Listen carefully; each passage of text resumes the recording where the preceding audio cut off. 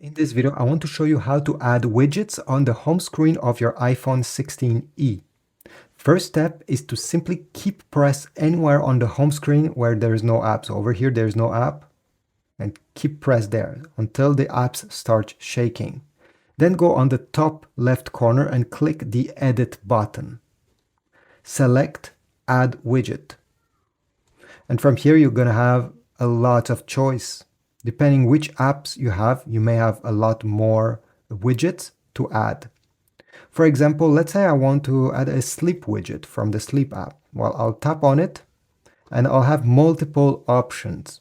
Select the one you prefer, let's say this one, press Add Widget, and now you'll be able to place it exactly where you want it on your home screen.